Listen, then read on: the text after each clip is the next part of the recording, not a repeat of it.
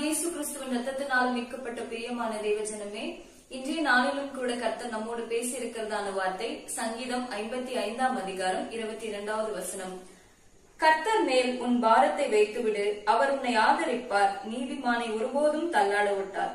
ஆம் தேவஜனமே, இந்த அதிகாரம் முழுவதுமாக நம்ம வாசிக்கும் பொழுது தாவீது ஆண்டவரை நோக்கி ஒரு ஜெபம் பண்ணுகிறார். என்னன்னா, அவருக்குள்ளாக அநேக பாரப்படுகிற சூழ்நிலைகள் உண்டாயிருந்துச்சு.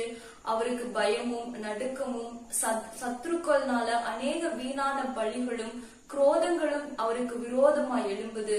ஆனாலும் தாவீது என்ன பண்றாருன்னா, அது குறித்து கலங்காம கர்த்தரிடத்துல போய் ஜெபம் பண்ணுகிறாரு. அவருக்குள்ளாக இருக்கிற பாரத்தை ஏசப்பா கிட்ட சொல்றாருங்க. ஏன்னா ஏசப்பா சொல்லியிருக்காரு, வருத்தப்பட்டு பாரம் சுமக்கிறவர்களே நீங்கள் எல்லோரும் என்னிடத்தில் வாருங்கள், உங்களுக்கு இளைப்பாறுதல் தருவேன்னு சொல்லி ஏசப்பா சொல்லியிருக்காருங்க. ஒருவேளை இந்த நாளில கூட நீங்க பாரப்படுத்துறீங்களா?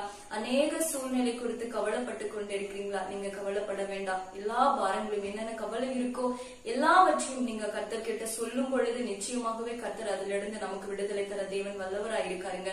தாவீது நீதிமானா இருந்தார். அதனால கர்த்தரிடத்துல போய் சொன்னார், ஆண்டவரே நான் உங்க மேல என் பாரத்தை வச்சுட்டு ஏசப்பா நீங்க என்ன ஆதரிப்பீங்க, நீதிமான நீங்க ஒருபோதும் தள்ளாட விட மாட்டீங்கன்னு சொல்லி கர்த்தரிடத்துல தாவீது விசுவாசமான அந்த ஜெபத்தை செய்யும் பொழுது கர்த்தர் எல்லா சூழ்நிலை மாற்றி தாவீதுக்கு ஒரு ஜெயத்தை கொடுக்கிறாருங்க. நீங்களும் விசுவாசத்தோட ஜெபிங்க, கர்த்தர் நிச்சயமாகவே ஆசீர்வாதத்தை தருவார். நம்ம ஜெபிக்கலாமா?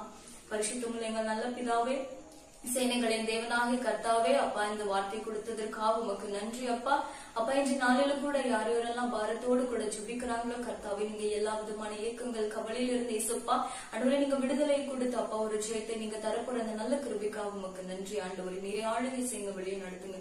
இயேசு கிறிஸ்து மூலம் ஜெபிக்கிறோம் எங்கள் ஜீவனுள்ள நல்ல பிதாவே, ஆமென்.